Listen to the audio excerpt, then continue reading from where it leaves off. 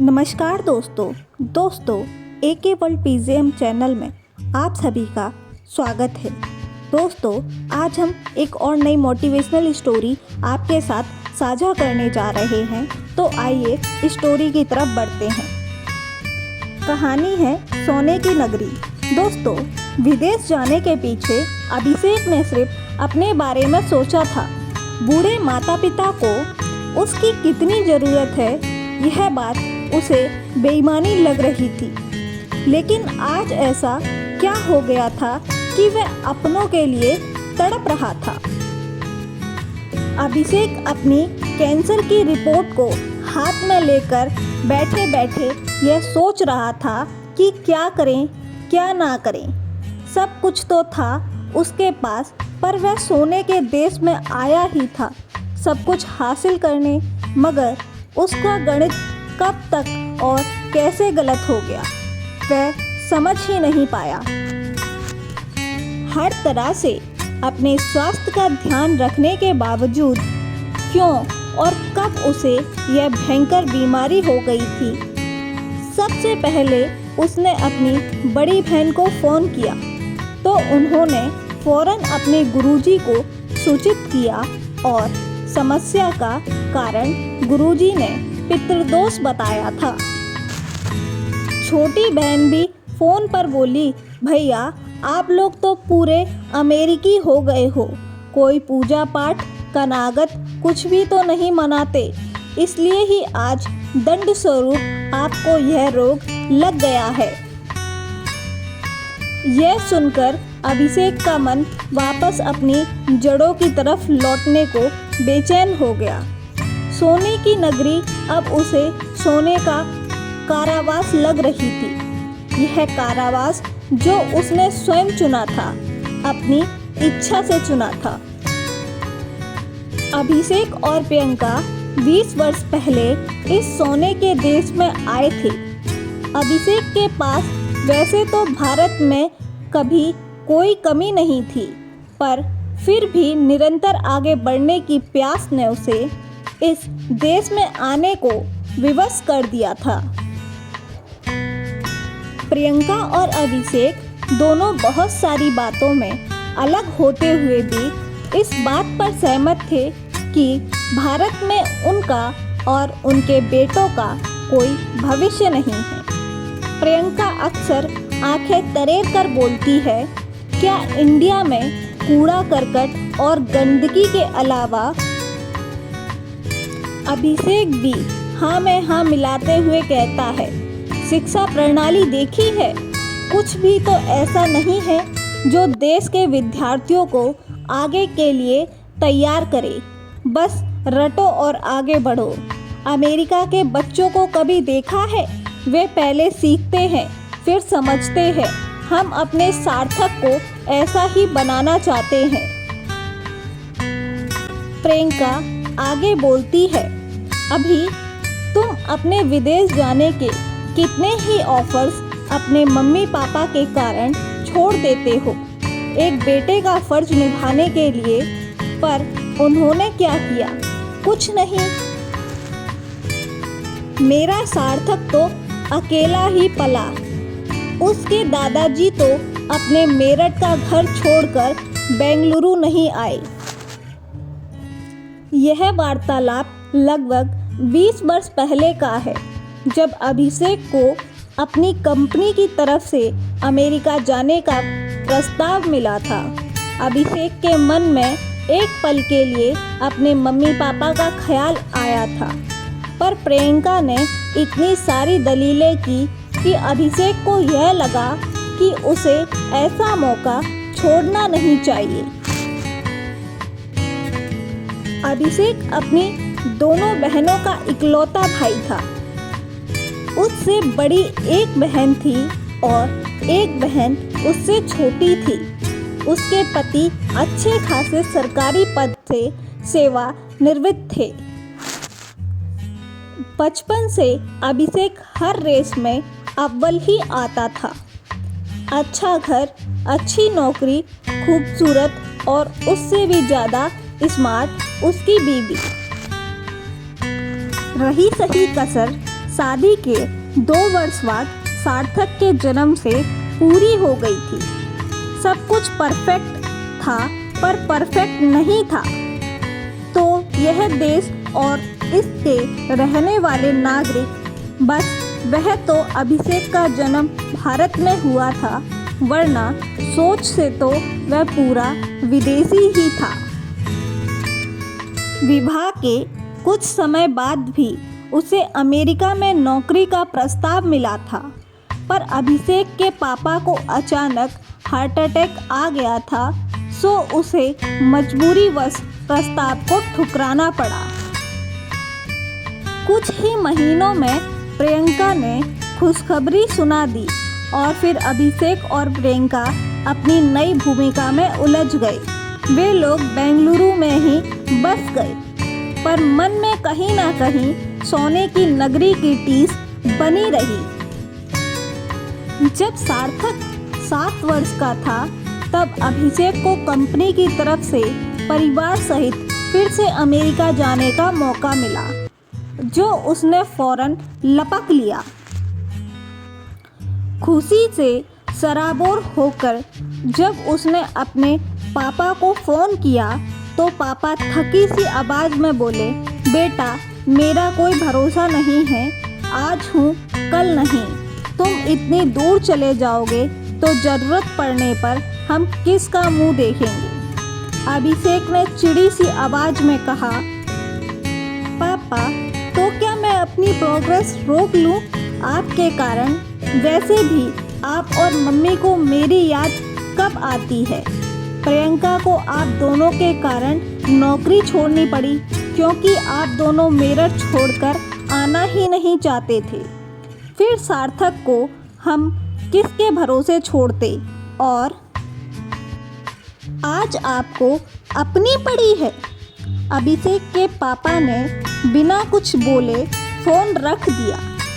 अभिषेक की मम्मी सावित्री बड़ी आशा से अपने पति रामस्वरूप की तरफ देख रही थी कि वे उसको फ़ोन देंगे, पर जब उन्होंने फ़ोन रख दिया तो उतावली सी बोली, मेरी बात क्यों नहीं कराई पिंटू से।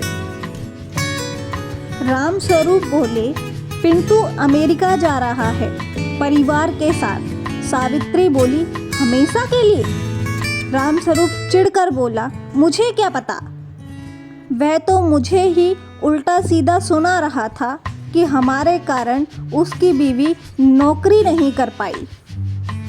सावित्री थके स्वर में बोली, तुम अपना ब्लड प्रेशर मत बढ़ाओ। यह घोंसला तो पिछले 10 वर्षों से खाली है। हम हैं ना एक दूसरे के लिए। पर यह कहते हुए उनका स्वर भीग गया था। सावित्री मन ही मन सोच रही थी कि वह अभिषेक को भी क्या कहे। आखिर प्रियंका उसकी बीवी है, पर वे दोनों कैसे रहे उसके घर में, क्योंकि बहू का तेज स्वभाव और उससे भी तेज कैंची जैसी जवान है। उसके अपने पति रामस्वरूप जी का स्वभाव भी बहुत तीखा था। कोई जग हंसाई ना हो, इसलिए सावित्री और रामस्वरूप ने खुद ही एक सम्मानजनक दूरी बना रखी थी। पर इस बात को अभिषेक अलग तरीके से ले लेगा, यह उन्हें नहीं पता था। उधर रात में अभिषेक प्रियंका को जब पापा और उसके बीच का संवाद बता रहा था, तो प्रियंका छूटते ही बोली, नौकर चाहिए उन्हें, बस अपनी सेवा टहल के लिए। हमारा घर तो उन्होंने अपने लिए मेडिकल टूरिज्म समझ रखा है। जब बीमार होते हैं तभी इधर रुक जाते हैं। अब कराए ना अपने बेटी दामाद से सेवा। तुम क्यों अपना दिल छोटा करते हो?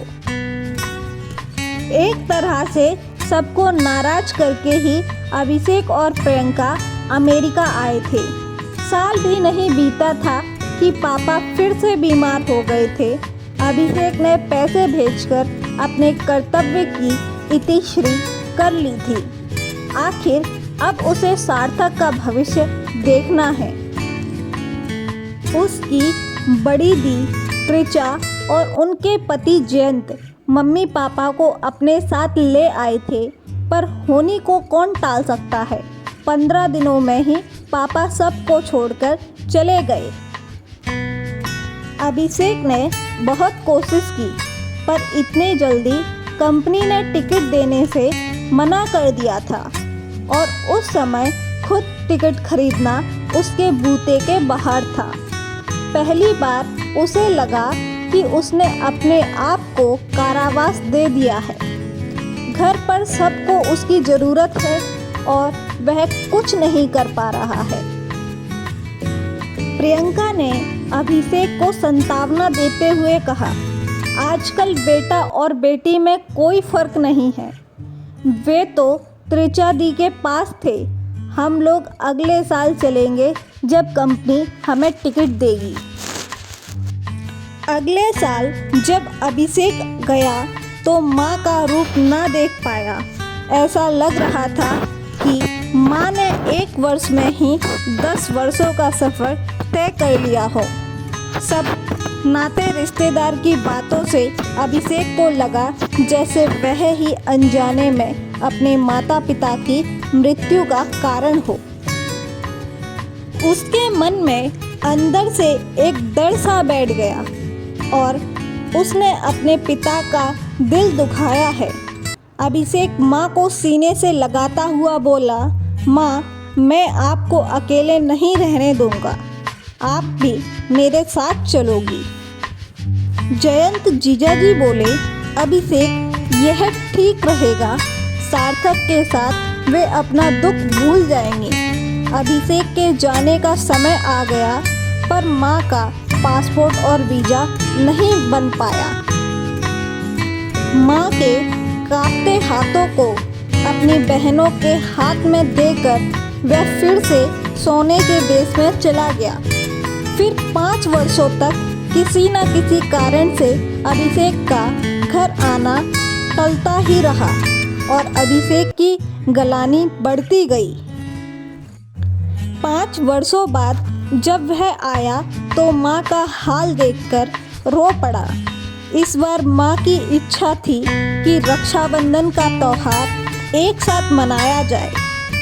उनके पैतृक गांव में अभिषेक और प्रियंका रक्षाबंधन के दिन ही पहुँचे। प्रियंका को अपने भाई को भी राखी बांधनी थी।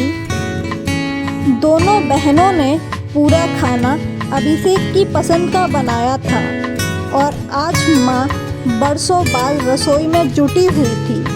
मेवों की खीर, गुलाब जामुन, दही बड़े, पुलाव, पनीर मसाला, छोले भटूरे, अमरूद की चटनी, सलाद और गुड़ के गुलगुले। अभिषेक, त्रिचा और मोना मानो फिर से मेरठ के घर में आकर बच्चे बन गए थे। वर्षों बाद लगा अभिषेक को कि वह जिंदा है। 2 दिन 2 पल की तरह बीत गए। वर्षों से सोए हुए तार फिर से झंकृत हो गए। सब कुछ बहुत ही सुखद था।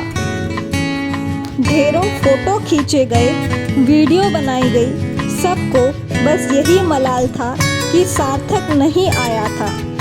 मोना ने अपने भैया को आखिर पूछ ही लिया, भैया सार्थक क्यों नहीं आया? क्या उसका मन नहीं करता हम सबसे मिलने का? इससे पहले कि अभिषेक कुछ बोलता, प्रियंका बोली, वहाँ के बच्चे माँ बाप के पिछलग्गू नहीं होते, उनको अपना स्पेस चाहिए होता है। सार्थक भारत भ्रमण पर निकला है, वह अपने देश को समझना चाहता है। त्रिचा दी बोली, सही बोल रही हो, हर देश की अपनी संस्कृति होती है, पर अगर सार्थक देश को समझने से पहले अपने परिवार को समझता तो उसे और भी ज़्यादा मज़ा आता। अभिषेक सोच रहा था, सार्थक को अपना स्पेस चाहिए था, वह स्पेस जिसमें उसे अपने माता पिता के लिए भी जगह नहीं थी। शाम को वकील साहब आ गए थे। माँ ने अपने बच्चों को नाती नातिन से कहा, मैं नहीं चाहती कि मेरे जाने के बाद तुम लोगों के बीच में मनमुटाव हो, इसलिए मैंने अपनी वसीयत बनवा ली है। प्रियंका मौका देखते ही अभिषेक से बोली, सब कुछ बहनों के नाम कर रखा होगा, मैं जानती हूँ इन्हें अच्छे से। वसीयत पढ़ी गई। पापा के मकान के 4 हिस्से कर दिए गए थे, जो तीनों बच्चों और माँ के नाम पर है। चौथा हिस्सा उस बच्चे को मिलेगा जिसके साथ माँ अपना अंतिम समय बिताएगी। 100 बीघा जमीन जो उनकी गांव में है, उसके भी 4 हिस्से कर दिए गए थे। दुकानें भी सबके नाम पर एक एक थी और गहनों के 3 भाग कर दिए गए थे। माँ ने अपने पास बस वे ही गहने रखे जो कि फिलहाल पहन रही थी। वसीयत पढ़े जाने के पश्चात तीनों भाई बहन सामान्य थे, पर छोटे दामाद और प्रियंका का मुंह बन गया था, जबकि छोटे दामाद और बहू ने अब तक माँ के लिए कुछ भी नहीं किया था। प्रियंका उस दिन जो गई, फिर कभी ससुराल की देहरी पर ना चढ़ी। माँ के गुजरने पर अभिषेक अकेले ही बड़ी मुश्किल से आ पाया था। फिर तो जैसे अभिषेक के लिए अपने देश का आकर्षण खत्म ही हो गया था। पूरे 7 वर्षों तक अभिषेक भारत नहीं गया। बहनों की राखी मिलती रही, पर उसने अभी कुछ नहीं भेजा, क्योंकि कहीं ना कहीं यह फास उसके मन में भी थी कि जब उन्हें बराबर का हिस्सा मिला है तो फिर किस बात का तोहफा। अमेरिका में वह पूरी तरह रच बस गया कि तभी अचानक से छोटे से टेस्ट ने भयानक कैंसर की पुष्टि कर दी। उन्हीं रिपोर्ट्स को बैठकर वह देख रहा था। न जाने क्यों कैंसर की सूचना मिलते ही सबसे पहले उसे अपनी बहनों की याद आ गई थी। सार्थक अपनी ही दुनिया में मस्त रहता था। उससे कुछ उम्मीद रखना व्यर्थ था। वह एक अमेरिकी बेटा था, सब कुछ नपा तुला, ना कोई शिकायत, ना कोई उल्हाना, एकदम व्यवहारिक। कभी कभी अभिषेक उन भावनाओं के लिए तरस जाता था। वह 2000 किलोमीटर दूर एक मध्यम आकार के सुंदर घर में रहता था। सार्थक से जब अभिषेक ने कहा, सार्थक तुम यहीं शिफ्ट हो जाओ, मुझे और तुम्हारी मम्मी को थोड़ा सहारा हो जाएगा। सार्थक हंसते हुए बोला, पापा यह अमेरिका है, यहाँ पर आपको काम से छुट्टी नहीं मिल सकती है और सरकार की तरफ से इलाज तो चल रहा है। आपका जो भारत में मुमकिन नहीं, मुझे आगे बढ़ना है, ऊंचाई छूनी है। मैं आपका ही बेटा हूँ पापा, आप एक सकारात्मक सोच के साथ इलाज करवाएं, कुछ नहीं होगा। पर अभिषेक के मन में यह भाव घर कर गया था कि यह उसकी करनी का ही फल है और उसकी बातों की पुष्टि के लिए उसकी बहनें भी रोज कोई ना कोई नई बात बता देती थी। अब अक्सर ही अभिषेक अपनी बहनों से बातें करता था, जो उसे मानसिक संबल देती थी। सबसे अधिक मानसिक संबल मिलता था उसे उन ज्योतिषियों की बातों से, जो अभिषेक के लिए इंडिया से पूजा पाठ कर रहे थे। भारत में दोनों बहनों ने महामृत्युंजय के पाठ बिठा रखे थे। हर रोज प्रियंका अभिषेक का फोटो खींचकर व्हाट्सएप से दोनों बहनों को भेजती थी और उस फोटो को देखने के पश्चात पंडित लोग अपनी भविष्यवाणी करते थे। सब पंडितों का एकमत निर्णय यह था कि अभिषेक की अभी कम से कम 20 वर्ष आयु शेष है। यदि वह अच्छे मुहूर्त में आगे का इलाज करवाएगा तो अवश्य ही ठीक हो जाएगा। सार्थक हर शुक्रवार को अभिषेक और प्रियंका के पास जाता था। उस रात जैसे ही उसे झपकी आई तो देखा इंडिया से छोटी बुआ का फ़ोन था। वो प्रियंका को बता रही थी, भाभी आप अस्पताल बदल लीजिए, पंडित जी ने कहा है जगह बदलने से मर्केश ग्रह टल जाएगा। सार्थक ने मम्मी के हाथ से फ़ोन ले लिया और बोला, बुआ ऐसी स्थिति में अस्पताल नहीं बदल सकते हैं और ग्रह जगह बदलने से नहीं, सकारात्मक सोच से बदलेगा। मेरी आपसे विनती है, ऐसी फालतू बात के लिए फ़ोन मत कीजिए। परंतु अभिषेक ने तो जिद ही पकड़ ली थी। उसके मन के अंदर यह बात गहरे तक बैठ गई थी कि बिना पूजा पाठ के वह ठीक नहीं हो पाएगा। सार्थक ने भी कहा, पापा आप इतना पढ़ लिख कर ऐसा बोल रहे हो, आप जानते हो कैंसर का इलाज थोड़ा लंबा चलता है। अभिषेक थके स्वर में बोला, तुम नहीं समझोगे सार्थक, यह सब ग्रह दोष के कारण हुआ है। मैं अपने मम्मी पापा का दिल दुखा कर आया था। सार्थक ने फिर भी कहा, पापा दादाजी थोड़े दुखी अवश्य हुए होंगे, पर आपको क्या लगता है उन्होंने आपको श्राप दे दिया होगा? आप खुद को उनकी जगह रख कर देखिए।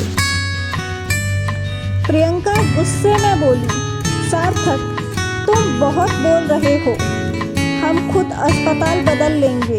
हो सकता है अस्पताल बदलने से वाकई फर्क आ जाए। सार्थक ने अपना सिर पकड़ लिया। क्या समझाए वह अपने परिवार को? उसे डॉक्टरों की चेतावनी याद थी कि जरा सी भी असावधानी उनकी जान के लिए खतरा सिद्ध हो सकती है। अभिषेक की इच्छा अनुसार अस्पताल बदल लिया गया। अगले हफ्ते जब सार्थक आया तो देखा अभिषेक पहले से बेहतर लग रहा था। प्रियंका सार्थक को देखकर चहकते हुए बोली, देखा सार्थक, महामृत्युंजय पाठ वास्तव में कारगर होते हैं। पापा को पहले से बेहतर देखकर सार्थक ने कोई बहस नहीं की, बस मुस्कुरा भर दिया। पर फिर भी उसी रात अचानक से अभिषेक को उल्टियां आरंभ हो गई। डॉक्टरों का एकमत था कि पेट का कैंसर अब गले तक पहुंच गया, फौरन सर्जरी करनी पड़ेगी। परंतु प्रियंका मूर्खों की तरह इंडिया में ज्योतिषों से सलाह कर रही थी। ज्योतिषों के अनुसार अभी एक हफ्ते से पहले अगर सर्जरी की गई तो अभिषेक की जान का खतरा है, क्योंकि पितृदोष पूरी तरह से समाप्त होने में अभी एक हफ्ते का समय शेष है। एक बार पितृदोष समाप्त हो जाएगा तो फिर अभिषेक को कुछ नहीं होगा। कहते हैं जब बुरा समय आता है तो इंसान की अक्ल पर पर्दा पड़ जाता है। अभिषेक अपनी दवाइयों में लापरवाही बरतने लगा, पर भभूत जड़ी बूटियों का काढ़ा वह नियमित समय पर ले रहा था। इन जड़ी बूटियों के कारण कैंसर की आधुनिक दवाओं का असर भी नहीं हो रहा था, क्योंकि जड़ी बूटियों में जो केमिकल्स होते हैं वे किस तरह से कैंसर की इन नई दवाओं को प्रभावित करते हैं, इस पर अमेरिकी शोधकर्ताओं ने कभी भी ध्यान नहीं दिया था। नतीजा उसका स्वास्थ्य दिन ब दिन गिरने लगा। इस कारण से अभिषेक की कीमोथेरेपी के लिए भी डॉक्टर ने मना कर दिया। सार्थक ने बहुत प्यार से समझाया सिर पटका, गुस्सा दिखाया, पर अभिषेक और प्रियंका टस से मस ना हुए। डॉक्टरों ने सार्थक को साफ शब्दों में बता दिया था कि अब अभिषेक के पास अधिक समय नहीं है। सार्थक को मालूम था कि अभिषेक का मन अपनी बहनों में पड़ा है। जब उसने अपनी दोनों बुआओं को आने के लिए कहा तो दोनों ने एक ही स्वर में कहा। गुरुजी ने 1 माह तक सफ़र करने के लिए मना किया है, क्योंकि दोनों ने अपने घरों में अखंड ज्योत जला रखी है 1 माह तक। और फिर गुरुजी की भविष्यवाणी है कि भैया मार्च में ठीक होकर आ जाएंगे। यदि हम बीच में छोड़कर गए तो अपशगुन हो जाएगा। सार्थक को समझ आ गया था कि भैंस के आगे बीन बजाने से कोई फायदा नहीं है। उधर अभिषेक को सोने की नगरी अब कारावास जैसी लग रही थी। तरस गया था वह अपनों के लिए। सब कुछ था, पर फिर भी मानसिक शांति नहीं थी। दोनों बहनों ने अपनी ओर से कोई भी कोर कसर नहीं छोड़ी, पर ग्रहों की दशा सुधरने के बावजूद अभिषेक की हालात ना सुधरी। मन में अपनों से मिलने की आस लिए वह दुनिया से रुखसत हो गया। आज सार्थक को बेहद लाचारी महसूस हो रही थी। दूसरे अवश्य उसे अमेरिकी कहकर चिढ़ाते हों, पर वह जानता था कि उसके गोरे अमेरिकी दोस्त कैसे माता पिता की सेवा करते हैं। उसकी एक प्रेमिका तो माँ का ध्यान रखने के लिए उसे ही नहीं बल्कि अपनी अच्छी नौकरी को भी छोड़कर इस छोटे से गांवनुमा शहर में 4 साल रही थी। वह माँ के मरने के बाद ही लौटी थी। वह समझता था कि अमेरिकी युवा अपने मन से चलता है, पर अपनी जिम्मेदारियां समझता है। वह अब हताश था, क्योंकि पूर्व ग्रह के कारण उसके माता पिता भारत में बैठी बहनों के मुंह पास में बंधे थे। वे धर्म की जो गठरी सिर पर लाद कर लाए थे, अमेरिका में रहकर वह और भी भारी हो गई थी। सब कुछ तो था उसके परिवार के पास, पर वह इन अंधविश्वासों में उलझकर अपने पापा की आखिरी इच्छा पूरी कर ना पाया था। काश वह अपने पापा और परिवार को यह समझा पाता कि कैंसर एक रोग है जो कभी भी किसी को भी हो सकता है। उसका इलाज पूजा पाठ नहीं है, सकारात्मक सोच और डॉक्टरी सलाह के साथ नियमित इलाज है। अमेरिका ना तो सोने की नगरी है और ना ही सोने का कारावास। पापा की अपनी सोच ने उन्हें यह कारावास भोगने पर मजबूर किया था। गीली आंखों के साथ सार्थक ने अपने पापा को श्रद्धांजलि दी और एक नई सोच के साथ हमेशा के लिए अपने को दकियानुसी सोच के कारावास से मुक्त कर दिया। दोस्तों, आपको यह कहानी कैसी लगी? अगर अच्छी लगी हो तो कृपया इसे लाइक करें, चैनल को सब्सक्राइब करें, साथ ही इसे अपने दोस्तों और प्रियजनों के साथ साझा करना ना भूलें। धन्यवाद।